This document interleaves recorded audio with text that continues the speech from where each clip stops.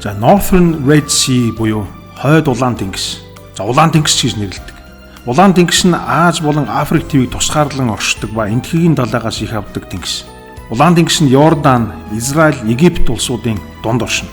1900 км урт сувг хэлбэртэй байгалийн тогтц бөгөөд өргөн нь 100-аас 300 орчим километр, за гүн нь бол 500 орчим метр байдаг. Улаан тэнгис нь Йорданы хойгт оршдог бөгөөд дэлхийн хамгийн том элсэн цөлөг Сахарын цөлөөр хүрээлүүлэн оршино гэж ойлгодог. Элсэн цөлөөр хүрээлүүлэн оршдог хэдиж тэнгисийн гүнд маш үзэсгэлэнтэй олон төрлийн загас, олон ургамал ургад юм байна л да.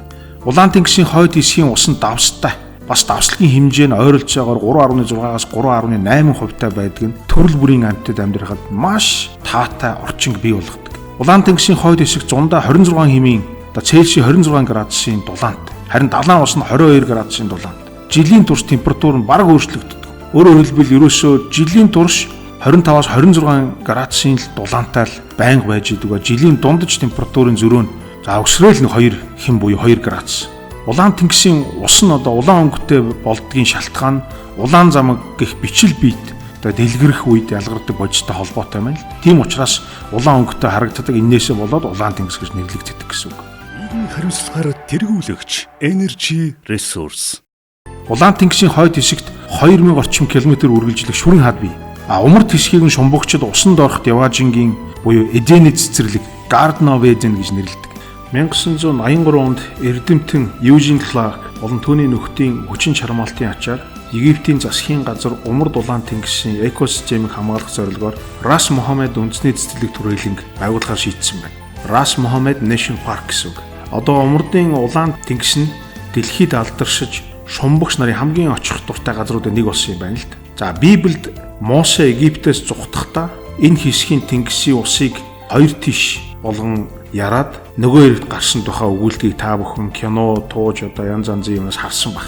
Тус тэнгисийг судлуулахаар олон хаад судалгааны баг илгээж ирсэн байх юм. Үүнээс манай эртний өмнөх 6 дугаар зуунд Персийн хаан Дариус нэг умардын улаан тэнгис судалгааны баг илгээж байсан бол агуу Александр the Great гэдэг штэ. Улаан тэнгис болон энэтхэгийн далайг судлуулахаар хэд хэдэн судалгааны багийг мөн илгээж байсан гэж түүхэн тэмдэглэгдэн үлдсэн байт юм байна. Маш олон их сурвалжуудад улаан тэнгисийн зам болон газар зүйн мэдээллийг голчлон Египтчүүд бичиж байсан бол харин Грекүүд энэ бүс нутгийн бусад соёл иргэншлийн талаар голчлон бичиж үлдээсэн баримтууд их байдаг юм байна. Тухайлбал Eritrean тэнгисийн бичээс Periplus of the Eritrean Sea гэж англиар хэлнэ. Энэ манай эртний 1-р зуунд бичигдсэн бөгөөд улаан тэнгисийн зам, боомтууд зэрэг нарийн тодорхойлсон мэдээллүүдийг агуулсан байдаг бөгөөд улаан тэнгисээр энтэг рүү хүрэх анхны замын талаар маш тодорхой ойлгомжтойгоор бичигдсэн байдаг. Union Pay Your Way.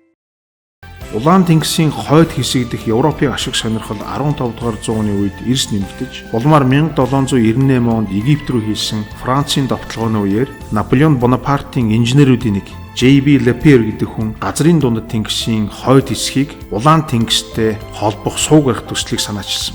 Энэхүү санаанаас алдарт Суэцийн суугийг барих ажил эхэлж, улмаар 1869 оны 11-р сард Суэцийн сууг нээгдсэн бөгөөд өнөө хүртэл Аз Европын худалдааны хамгийн чухал цэгийн нэг болчиход байж. 1967 онд Суэцийн сууг маань 6 өдрийн дайнаас болж 8 жилийн турш хаагдсан байдаг. Улаан тэнгисийн хойд хэсгийг Аз Европын худалдааны хамгийн гол зам юм аа гэд нэрлэхэд үнэхээр эргэлзээ байхгүй.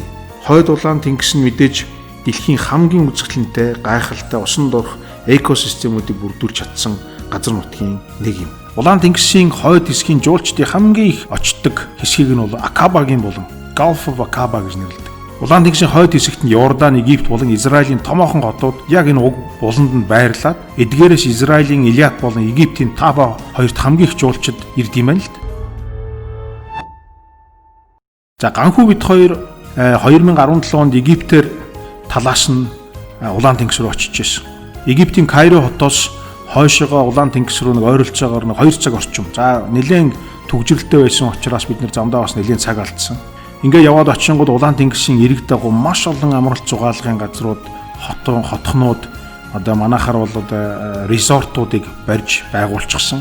Тэгээд ингээд автобус явхаас гадна шаттал одоо машин түрээсээр явдаг. Дээрээс нь хамгийн боломжтой нь юу гэхээр жуулчны компаниуд маш боломжийн үнээр өдрийн болон 2 өдрийн 3 өдрийн пакэж аяллуудыг явуулдаг. Тэгэхээр аль ч талаас та Йорданаас ч очиж болно, Египтээс ч очиж болно, Израилээс ч очиж болно гэсэн. Ийм гайхалтай улаан тэнгис гэж нэрлэгддэг Африк, Аз хоёрыг холбосон гайхалтай газар байна да.